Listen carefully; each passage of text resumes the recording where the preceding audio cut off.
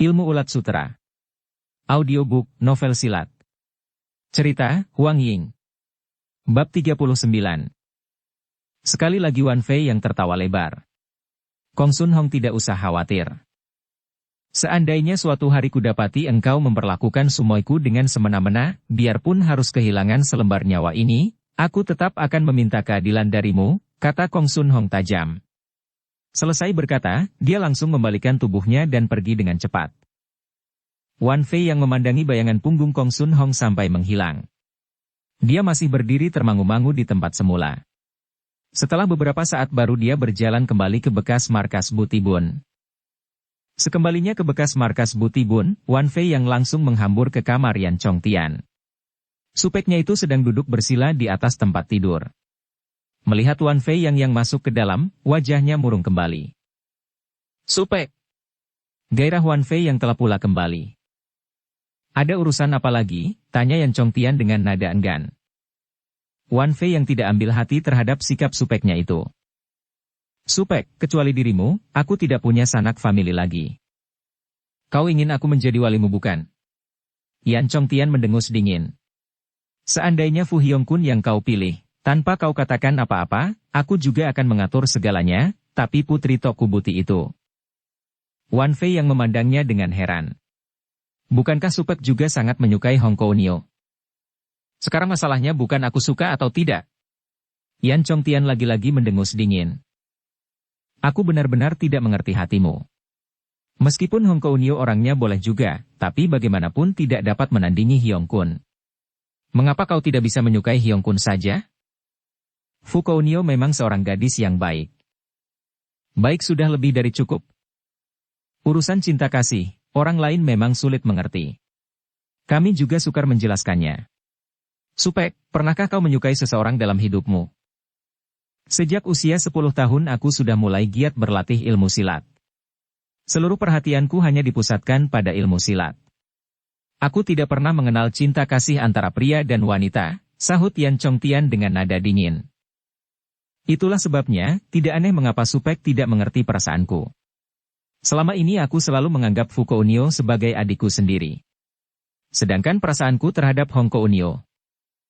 Kau anggap dialah jodohmu yang sebenarnya? Tanya Yan Chongtian sambil tertawa dingin. Wan Fei yang merenung sejenak. Butibun dan Butongpai memang merupakan musuh bebuyutan selama ini. Meskipun sekarang Butibun sudah hancur, kita belum dapat memastikan kalau anggota mereka tidak berusaha untuk membangkitkan kembali perguruan tersebut. Dengan menikahnya aku dengan Toku Hong, dendam antara kedua partai tentu dapat diselesaikan sampai generasi ini saja. Lagi pula hati Hong Kounio sebetulnya sangat baik. Dia pasti akan menghalangi ayahnya berbuat yang tidak menguntungkan pihak kita. Mendengar ucapan Wan Fei yang itu, wajah Yan Chongtian berubah lebih lembut. Dia mempertimbangkan sejenak. Apakah kau yakin pasti demikian halnya? Wan Fei yang menganggukkan kepalanya dengan yakin. Yan Chongtian mempertimbangkan kembali. Seandainya di dunia ini tidak ada lagi Butibun, pasti kita akan merasa jauh lebih tenang daripada sekarang. Bagus sekali kalau Supek mulai mengerti apa yang Tecu maksudkan. Kau mempersunting Toku Hong, sebetulnya untuk dirimu sendiri atau kau memikirkan kepentingan dunia bulim? Tanya Yan Chongtian tiba-tiba. Wan Fei yang tertegun sejenak. Sebetulnya memang untuk diriku sendiri. Aku benar-benar menyukai Hong Kounio. 1236. Jawabannya keluar dari hati yang tulus. Wan Fei yang merasa tidak perlu berpura-pura di depan Yan Chongtian. Mata Yan Chongtian mendelik lebar-lebar, kemudian dia menarik nafas panjang. Aku sungguh tidak mengerti mengapa hatimu sedemikian setia kepada gadis itu. Supek. Yan Chongtian tertawa sumbang. Tampaknya mau tidak mau aku harus meneguk arak kebahagiaan ini juga. Wan Fei yang menjatuhkan diri dan berlutut di hadapan Yan Chongtian. Terima kasih atas restu Supek. Aku hanya berharap setelah menikah dengan Toku Hong, kalian berdua bisa menasihati Toku Buti baik-baik. Jangan sampai dia melakukan lagi hal yang mencelakakan orang-orang dunia Kangou. Wan Fei yang menundukkan kepalanya dalam-dalam. Murid-murid Butongpai yang dipaksa mengikuti Xiao Yao kok semuanya masih ada di sini? Kau suruhlah mereka mengurus segalanya. Bagaimanapun Yan Chongtian orang yang periang. Dia tidak pernah memendam kekesalan hatinya lama-lama. Untuk kedua kalinya markas Butibun mengadakan pesta besar-besaran. Tentu saja para murid Butong Pai gembira sekali sekarang mereka sudah tahu siapa benar dan siapa yang bersalah. Sikap mereka terhadap Wan Fei yang berubah 180 derajat. Demikian juga Yo Hong CS. Mereka membantu persiapan pernikahan Wan Fei yang dengan senang hati. Dengan sikap enggan Yan Chongtian juga ikut turun tangan mengurus segala keperluan. Yang paling kacau pikirannya tentu saja Kong Sun Hong. Untung saja para anggota Butibun sudah tersebar kocar-kacir. Sisanya hanya kaum keroco yang pasti tidak berani mengatakan apapun di hadapannya. Hanya Toku Buti yang masih sering mengucapkan kata-kata yang membuat hati Kong Sun Hong tersayat-sayat. Tapi anak muda itu tidak memandangnya sebagai kesengajaan. Mereka sudah kembali ke bekas markas Butibun. Keduanya tinggal di sebuah ruangan yang terpisah. Melihat seluruh persiapan sudah hampir selesai, Toku Buti memanggil Kong Sun Hong datang menghadap. Sampai di mana persiapannya sekarang? Urusan kartu undangan merupakan tanggung jawab Tecu dengan murid Butong yang bernama Yo Hong. Semuanya sudah disebarkan kepada teman-teman Bulim. Urusan tetek bengek lainnya juga sudah hampir selesai. Paling butuh waktu beberapa hari lagi. Sahut Kong Sun Hong tetap dengan sikapnya yang begitu hormat kepada Toku Buti. Toku Buti menarik nafas panjang. Entah sengaja atau tidak. Dibandingkan dengan pesta pernikahan yang aku persiapkan untukmu tempo hari, sekarang ini jauh lebih semarak tampaknya. Wajah Kong Sun Hong berubah hebat. Dia menundukkan kepalanya dalam-dalam. Toku Buti baru sadar bahwa dia sudah kelepasan bicara. Cepat-cepat dia mengalihkan bahan pembicaraan. Pasti masih banyak anggota Butibun yang masih berkeliaran di mana-mana. Semuanya sudah memencarkan diri. Sahut Kong Sun Hong tetap dengan kepala tertunduk. Memang benar apa yang dikatakan oleh Chi Siong tempo hari. Untung saja para anggota Butibun sudah tersebar kocar-kacir. Toku Buti menarik nafas panjang. Pohon tumbang buahnya pun berserakan. Kong Sun Hong seperti ingin mengatakan sesuatu namun dibatalkannya. Toku Buti mengibaskan tangannya. Uruslah pekerjaanmu, katanya kemudian. Baik. Dengan kepala tetap tertunduk Kong Sun Hong mengundurkan diri. Sesampainya di pintu luar, kebetulan dia bertemu dengan Toku Hong merasa serba salah bertemu dengan Kong Sun Hong, tapi dia tetap menyapanya. Kepala Kong Sun Hong tertunduk semakin dalam. Sumoy. Balasnya menyapa lalu cepat-cepat pergi meninggalkan tempat itu. Toku Hong merasa kasihan terhadapnya, namun dia tidak bisa berbuat apa-apa. Diteruskannya langkah kakinya ke dalam ruangan dan berhenti di hadapan Toku Buti. Hongji. Apakah ada urusan maka kau datang mencari Tia? Tanya Toku Buti. Toku Hong menganggukkan kepalanya. Anak mempunyai satu permintaan yang harap Tia dapat kabulkan. Katakan saja. Kata Toku Buti sambil tertawa lebar. Asal urusan yang dapat Tia lakukan, pasti Tia akan mengabulkannya. Toku Hong gembira sekali mendengar ucapan ayahnya. Anak ingin mencari ibu dan memintanya kembali ke sini. Toku Buti tertegun. Wajahnya mulai berubah. Tetapi sesaat kemudian dia sudah pulih kembali seperti sedia kala. Memang seharusnya demikian, tapi ibumu. Anak tahu di mana ibu sekarang, tukas Toku Hong cepat. Oh. Sinar mata Toku Buti bercahaya. Kalau Tia sudah setuju, anak akan segera berangkat mencari ibu. Tidak bisa. Sahut Toku Buti menolak. Bukankah Tia? Toku Hong menjadi panik. Kau salah paham. Maksud Tia, sebagai seorang pengantin mana boleh kau pergi kemana-mana sembarangan. Apalagi perjalanan jauh. Toku Buti tertawa lebar. Begini saja, kau katakan kepada Tia di mana ibumu berada, sekarang juga aku akan menyuruh Kong Sun Hong memanggil ibumu pulang. Barulah wajah Toku Hong kembali berseri-seri. Dia tersenyum manis. Sama sekali tidak curiga akan niat yang terkandung dalam hati ayahnya. Toku Buti lalu memanggil Kong Sun Hong. Di depan Toku Hong, dia menyuruh laki-laki itu mengikuti petunjuk yang diberikan putrinya dan memanggil Sen Menqing kembali. Hati Kong Sun Hong merasa segan, namun mana berani dia membantah perintah yang diberikan oleh Toku Buti. Setelah meninggalkan Toku Buti, Kong Sun Hong keluar dari ruangan besar. Dia melihat kertas warna-warni telah dipajang di sekeliling halaman. Para murid Butong masih sibuk mengerjakan ini itu. Hatinya semakin tidak enak. Cepat-cepat dia meneruskan langkah kakinya. Kebetulan Yo Hong sedang menoleh ke arahnya. Melihat Kong Sun Hong, dia segera menghadang di depannya. Kami sedang membutuhkan bantuan tenaga. Hendak kemana kau? Aku menjalankan perintah suhu untuk menjemput Subo kembali. Sahut Kong Sun Hong dengan nada kemalas-malasan. Mana boleh begitu? Yo Hong menggelengkan kepalanya. Di sini masih banyak urusan yang harus diselesaikan. Kalau kau pergi, aku tentu kelabakan. Itu urusanmu. Urusanku, teriak Yo Hong. Kau lupa Toa Xiaoqia Butibun kalian yang melangsungkan pernikahan? Tidak perlu kau ingatkan. Kalau kau tetap mau pergi, tidak apa-apa. Tapi kau harus suruh orang lain menggantikanmu, kata Yo Hong. Sinar mata Kong Sun Hong mengedar ke sekeliling. Dia tidak menyahut. Mata Kong Sun Hong mengikuti pandangan Yo Hong. Yang terlihat di sekitar tempat itu cuma murid Butong Pai. Apakah murid Butibun sudah mati semua sehingga tidak ada satupun yang tertinggal, katanya tanpa sadar. Kong Sun Hong mendengus dingin. Kalau kau tidak mau diam di sini, aku tidak akan peduli segala macam lagi. Kata Yo Hong selanjutnya. Kong Sun Hong menatap Yo Hong dengan mata menyiratkan kemarahan. Kalau kau tidak mau mengurusnya, panggil saja Wan Fei yang agar mengurusnya sendiri. Dia langsung membalikkan tubuhnya dan meninggalkan tempat itu. Setelah keluar dari pintu gerbang Butibun, Kong Sun Hong langsung naik ke atas punggung seekor kuda dan memacu kudanya melesat pergi. Hatinya kesal sekali. Dia menghentakkan pecutnya dengan keras. Karena kesakitan kuda itu lari semakin kencang. Dalam sekejap mata, pintu gerbang Butibun sudah tidak terlihat lagi. Kurang lebih setengah li, Kong Sun Hong melarikan kudanya. Dia memasuki sebuah hutan yang lebat. Kecepatannya tidak dikurangi. Kong Sun Hong menolehkan kepalanya. Jarak dengan Butibun sudah cukup jauh. Dia baru melambatkan kudanya dan mengendarai dengan perlahan. Pecut di tangannya dilipat dan diselipkan pada ikat pinggang. Tepat pada saat itu, sesosok bayangan berkelebat di hadapannya. Seseorang muncul dari balik pepohonan dan menghadang di depannya.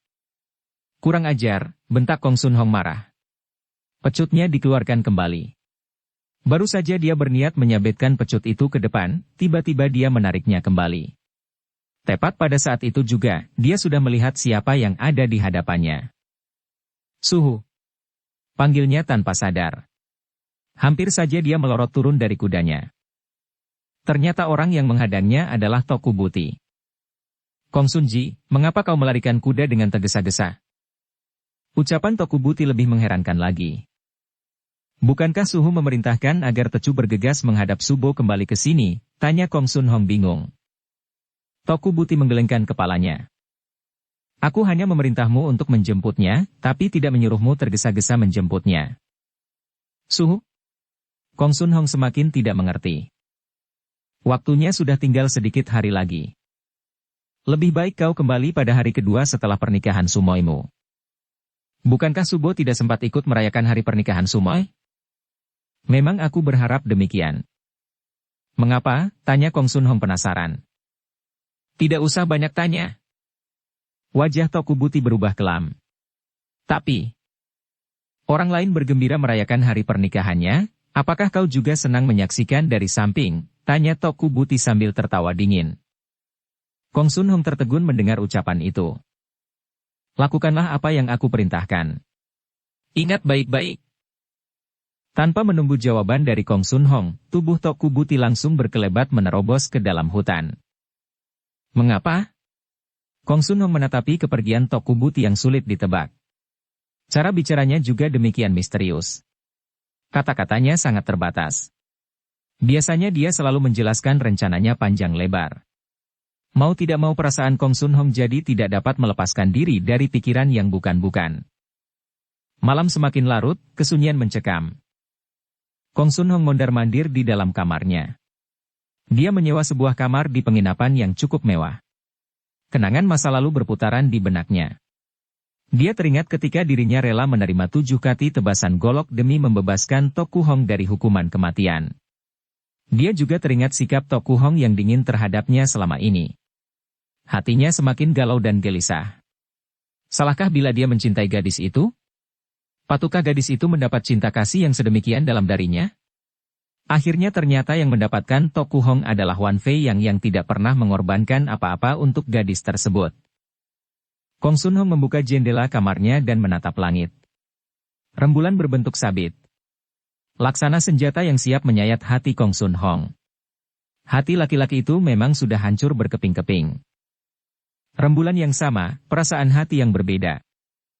Di dalam Taman Butibun, Toku Hong sedang menikmati indahnya rembulan. Dia merasakan keberuntungan yang belum pernah ia rasakan sebelumnya. Sejak berkenalan sampai sekarang, Wan Fei yang memang pernah beberapa kali membuat hatinya sedih. Namun anak muda itu juga tidak pernah membuatnya kecewa. Teringat akan wajah Wan Fei yang ketolol-tololan dan tidak hentinya mencari akal untuk menggembirakan hati Toku Hong, diam-diam gadis itu tersenyum seorang diri. Perasaannya semakin gembira, hatinya berbunga-bunga. Senyuman yang dikembangkan merupakan lambang kebahagiaan dirinya. Dia yakin Wan Fei yang pun mempunyai perasaan yang sama. Tiba-tiba sebuah wajah yang lembut terlintas di benaknya. Wajah seorang gadis bernama Fu Hyong-kun. Pada saat yang sama, Wan Fei yang sedang berada dalam kamar. Dia sedang mencoret-coret huruf di atas sehelai kertas. Kertas itu besar sekali, namun huruf yang dicoretnya sejak tadi hanya satu kata, Hong, saja. Sebetulnya dia sudah naik ke pembaringan sejak tadi, dia tetap tidak dapat pulas juga. Hatinya terlalu bahagia. Semangatnya berkobar-kobar. Segala penderitaan dan kesedihan yang pernah dialaminya ia anggap sebagai ujian Tian untuk menuju kebahagiaan abadi. Sementara itu, Toku Buti juga sedang berdiri di bawah cahaya rembulan. Wajahnya lebih dingin dari sinar rembulan itu sendiri. Senyum di ujung bibirnya menyiratkan kelicikan dan kekejian yang berbisa. Apalagi hatinya yang memang jahat dan berlumuran kedengkian yang beracun. Sen Menqing, Chi Xiong, putri kalian sebentar lagi akan menikah. Hal ini terjadi karena karma yang kalian lakukan. Kalian memang patut menerimanya. Tidak ada seorang pun yang dapat menghalangi terjadinya peristiwa ini.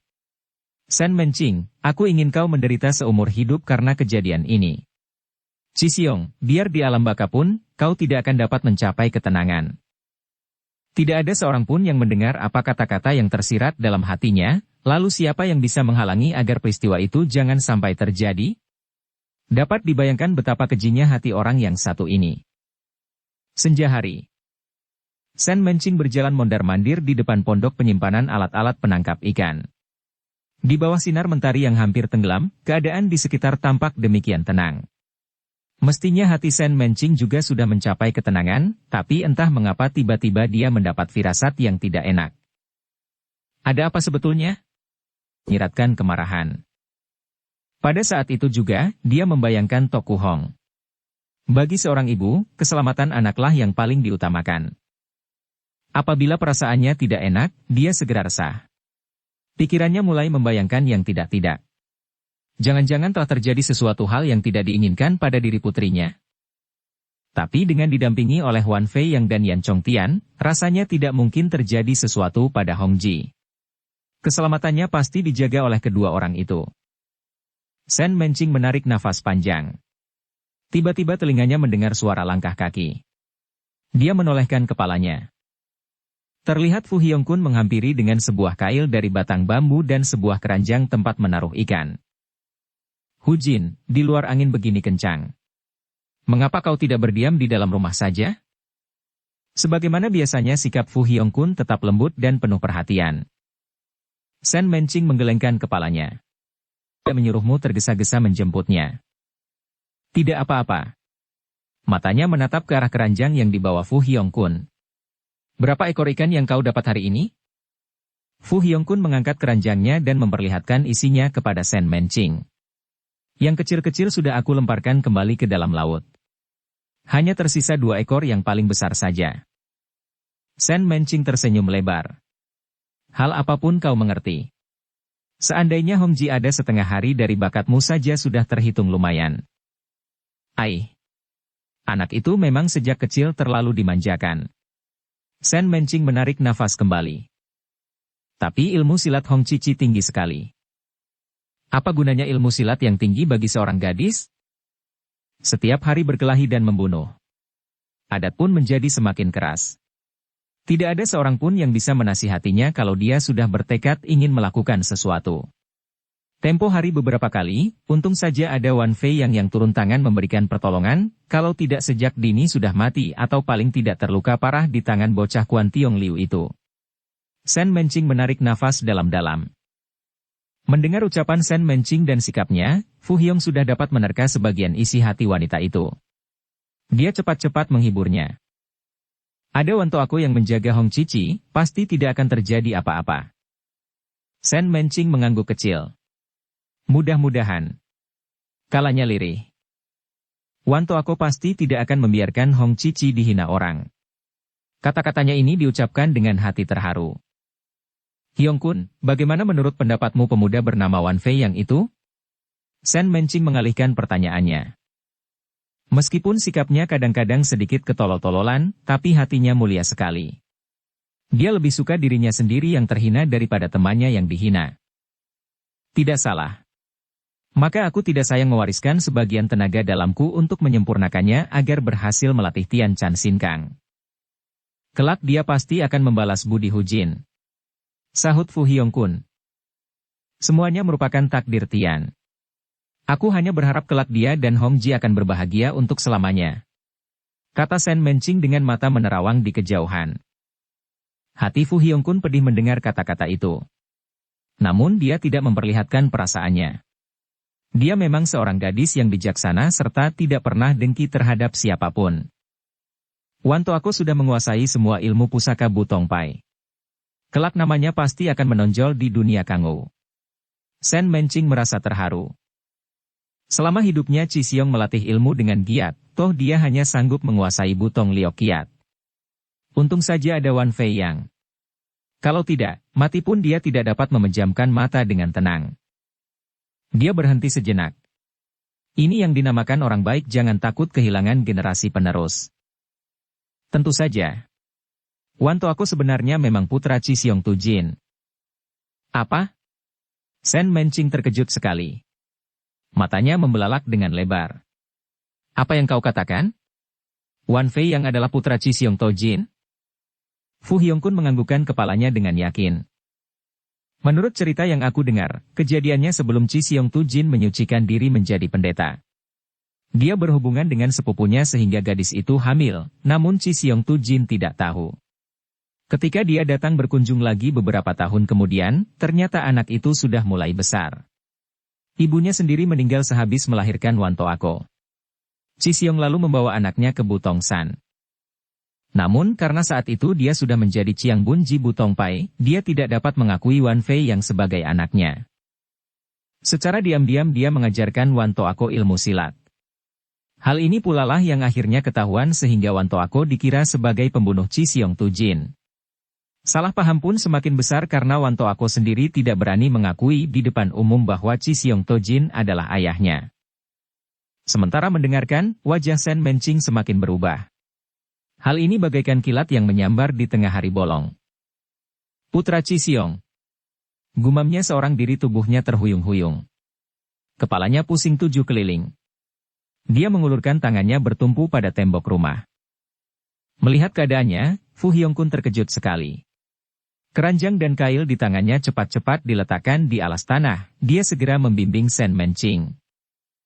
Hu Jin, bagaimana keadaanmu? Tanyanya cemas. Keringat dingin mengucur deras dari kening Sen Menqing. Tidak apa-apa. Rasanya tubuhku kurang sehat. Sahutnya lirih.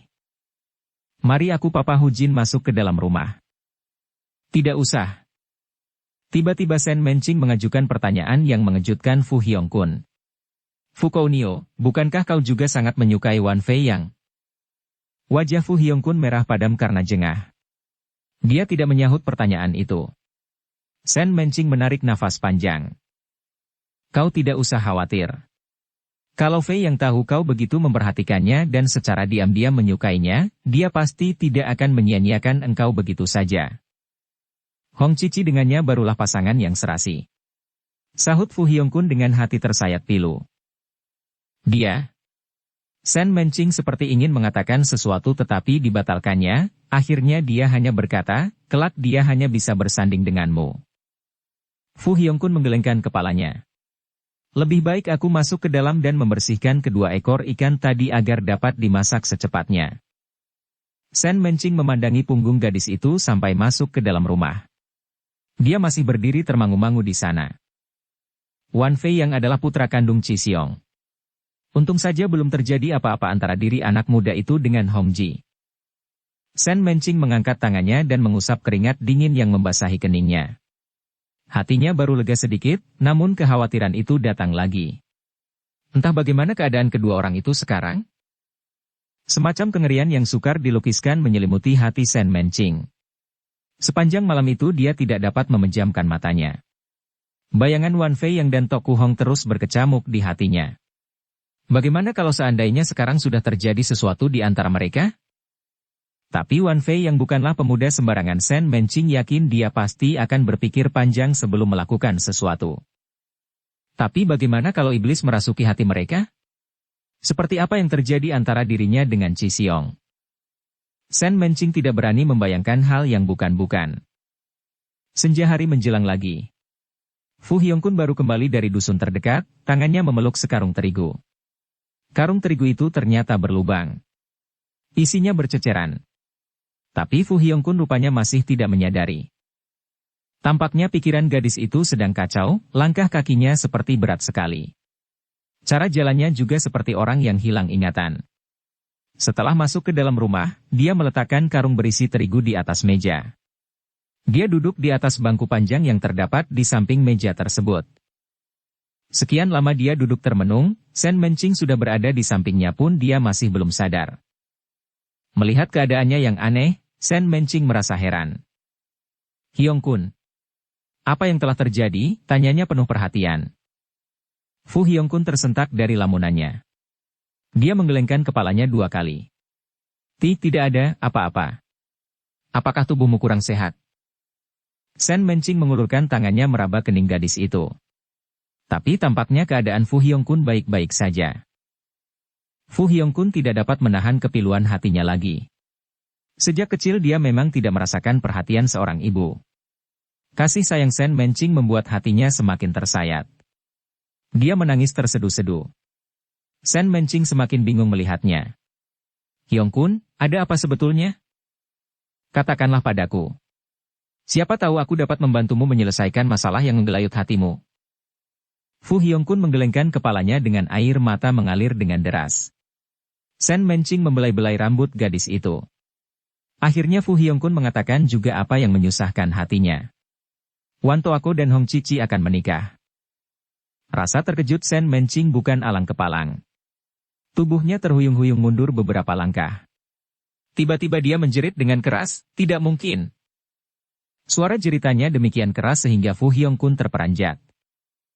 Hu Jin, hal ini memang kenyataan. Tokoh-tokoh bulim di sekitar sini sudah menerima surat undangan. Mereka beramai-ramai sudah bergegas berangkat ke markas Butibun. Sen Mencing tampaknya kalang kabut mendengar berita itu. Kapan waktu pernikahan akan berlangsung, desaknya. Fu Hongkun malah memandang Sen Mencing dengan terpana. Cepat katakan kepadaku. Kapan? Suara Sen Mencing lebih mirip ratapan. Lusa. Ke dalam rumah. Sen Mencing langsung menghambur ke depan. Fu Hongkun mengejarnya. Hu Jin, kemana kau akan pergi? Butibun, sahut Sen Mencing sambil menerjang ke depan dengan kalap. Fu Hongkun merasa heran juga khawatir, cepat-cepat dia menyusul. Tiba-tiba Sen Mencing menolehkan kepalanya. Di mana aku dapat mendapatkan kuda di sekitar sini? Di dusun tempat kita biasa membeli segala keperluan. Kuda berlari di tanah pegunungan. Tubuh Sen Mencing menempel erat-erat di pelana kudanya. Fu Hongkun yang mengendarai kuda lainnya berusaha mengikuti di belakang Sen Mencing. Dari mula sampai berangkat, Sen Mencing tidak mengatakan apa-apa. Fu Hongkun tidak jelas memahami apa yang telah terjadi. Tapi melihat kepanikan Sen Mencing, dia dapat membayangkan bahwa urusan yang dihadapi nyonya itu pasti genting sekali. Dia juga tidak berani banyak bertanya. Dia hanya mengintil terus di belakang Sen Mencing. Sepanjang perjalanan, kuda tidak pernah berhenti untuk beristirahat. Pagi-pagi buta, 2 ekor kuda melintasi sebuah sungai kecil. Kebetulan Kong Sun Hong sedang berhenti di tepi sungai, kudanya sedang beristirahat meminum air. Melihat Sen Mencing lewat di depannya, dia segera berteriak memanggil. Subo. Kuda Sen Mencing melesat sejauh 10 depa baru dapat dihentikan. Dia menolehkan kepalanya ke arah Kong Sun Hong.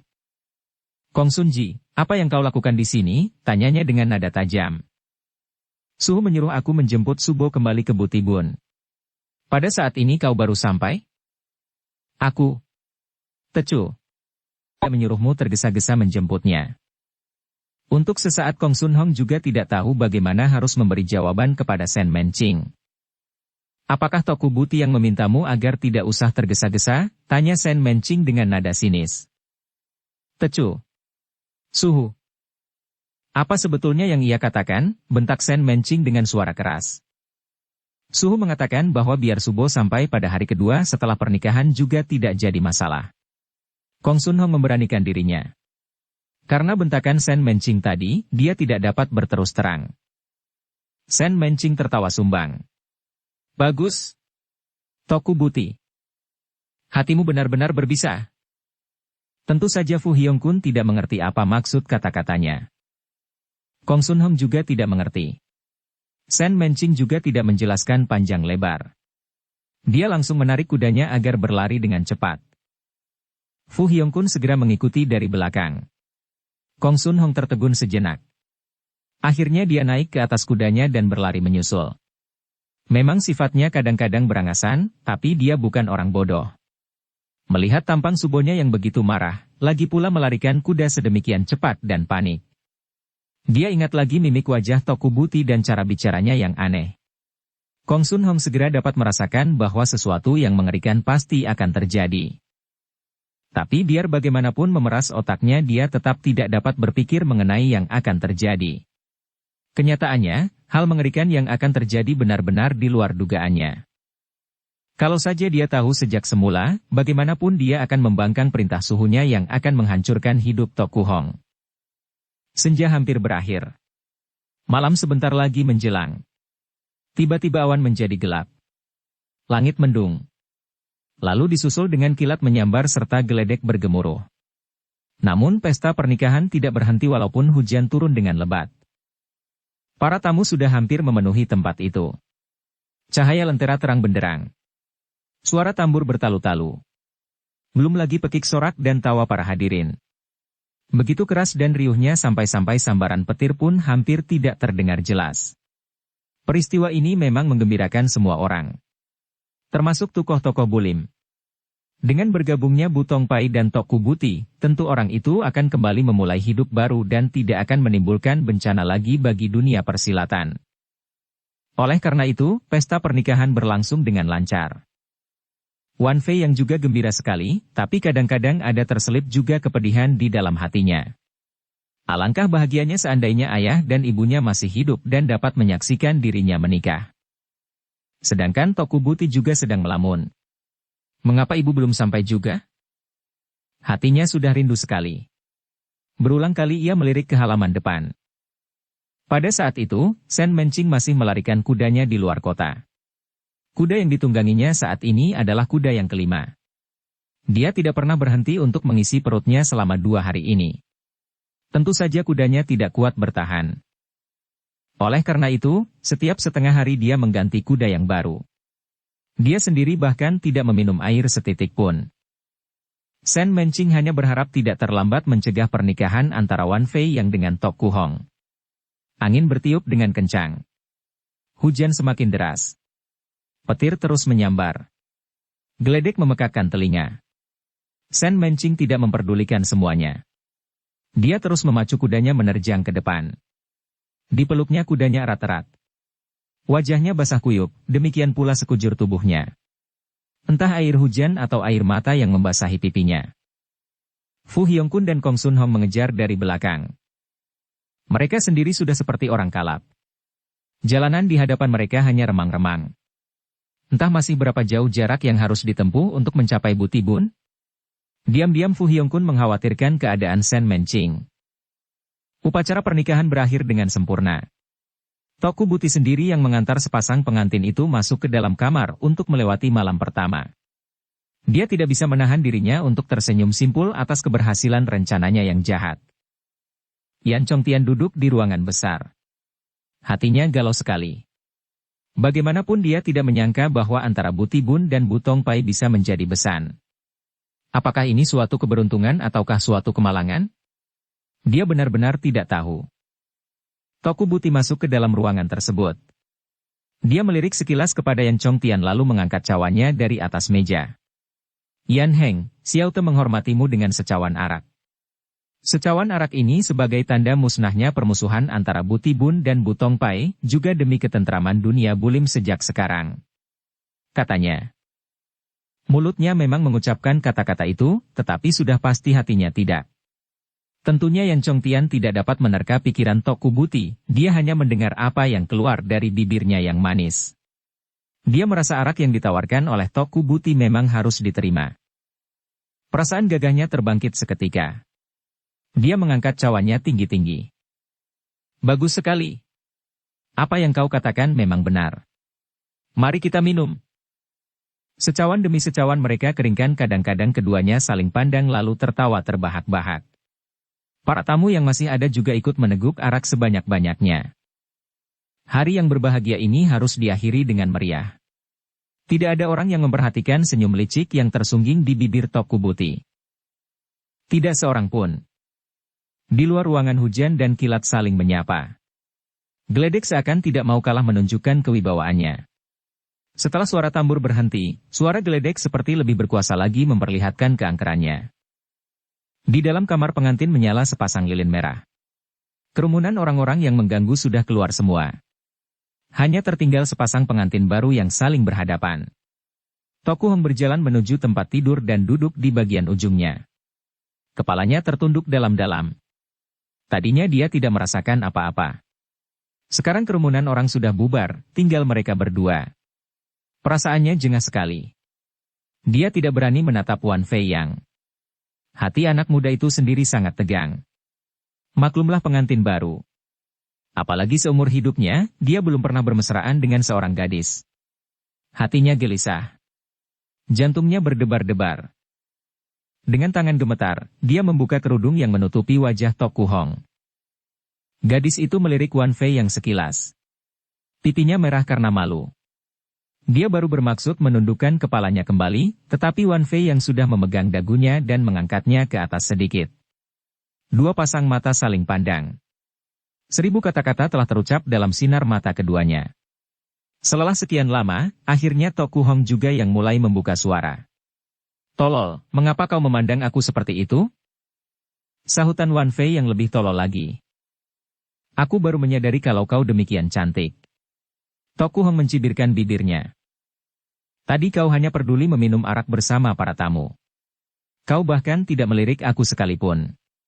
Sindirnya pura-pura marah. Maka dari itu sekarang aku jadi terpesona memandangmu. Toku Hong mengerutkan pucuk hidungnya. Wan Fei yang juga melepaskan pegangannya. Dia berjalan ke arah meja dan mengambil 2 cawan arak. Jangan marah. Sekarang aku minum secawan denganmu. Aku tidak ingin minum.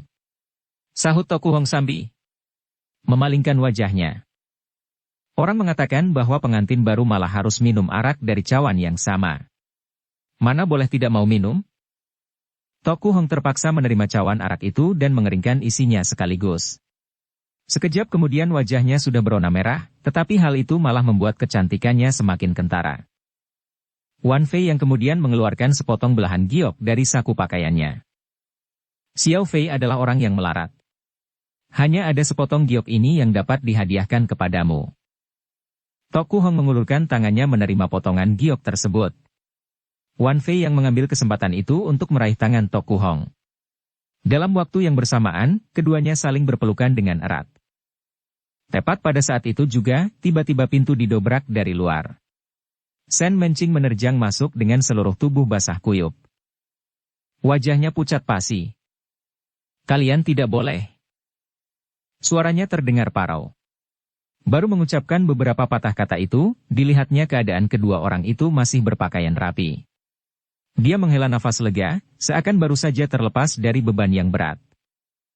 Wan Fei Yang dan Tok Kuhong terkejut sekali. Melihat keadaan Shen Menqing, hati mereka semakin tergetar. Shen Menqing bertumpu pada pintu kamar. Nafasnya tersengal-sengal. Hampir saja dia jatuh terkulai. Dia mengangkat cawannya tinggi-tinggi. "Ibu." Tok Kuhong menyapa satu kali kemudian termangu-mangu. Akhirnya dia membuka suara juga. Dia mengangkat cawannya tinggi-tinggi. "Apakah ibu marah karena anak tidak memberitahu dahulu tentang pernikahan ini?" "Hu Jin." Wan Fei yang masih menyapa dengan panggilan yang biasa digunakan. Tok Kuhong mengerling ke arah Wan Fei yang sekilas. Baru saja dia hendak menegur Wan Fei Yang, Shen Menqing sudah mencegahnya. Wanita itu menggoyangkan tangan berulang kali. "Kalian tidak boleh menikah," katanya lirih. Tok Kuhong hampir tidak mempercayai pendengarannya. Namun dia masih belum mengerti. Dikiranya Shen Menqing benar-benar marah karena tidak menghadiri pesta pernikahannya. "Ibu, Tia sudah menyuruh Su Heng memanggilmu pulang. Tetapi rupanya terlambat. Kalau ibu masih marah, biar anak menyembah dengan membenturkan kepala 3 kali untuk memohon pengampunan darimu." "Aku juga," tukas Wan Fei yang gugup. Melihat keadaan kedua orang itu, Shen Menqing tertawa getir. "Ibu, berjanjilah bahwa kau tidak akan marah lagi," kata Tok Kuhong selanjutnya. Wan Fei yang baru saja bermaksud mengucapkan beberapa patah kata, tapi Shen Menqing kembali menggelengkan kepalanya. Dia tertawa sumbang. "Nasib kalian sungguh buruk," sahutnya sambil menarik nafas panjang. Tok Kuhong dan Wan Fei yang semakin terpana. Air mata Shen Menqing sudah mengalir dengan deras. Dia mendongakkan kepalanya ke langit-langit dan berkata dengan suara mantap, "Tian. Seandainya kesalahan Shen Menqing demikian besar, juga tidak seharusnya kau menghukum kedua anak yang tidak berdosa ini. Hukumlah aku seorang." Tok Kuhong memandangnya dengan tatapan tidak mengerti. "Ibu, apa yang kau katakan?" tanyanya kebingungan. Wan Fei yang menatap ke arah Tok Kuhong kemudian beralih kepada Shen Menqing. Meskipun dia tidak mengerti apa yang diucapkan wanita itu, namun hati kecilnya membisikkan tentang sesuatu yang tak beres. Shen Menqing menolehkan kepalanya ke arah kedua orang itu. Dia menggelengkan kepalanya dengan tegas. "Bagaimanapun kalian tidak boleh menjadi suami istri." "Kenapa?" teriak Tok Kuhong. Dia menghambur ke depan dan mencengkeram sepasang tangan Shen Menqing. Wan Fei yang juga cepat-cepat menghampiri. "Betul, Hu Jin. Apa sebabnya kami tidak boleh menikah?" tanyanya penasaran. Bersambung ke bab 40. Dukung kami dengan subscribe, follow, like, komen dan share. Terima kasih.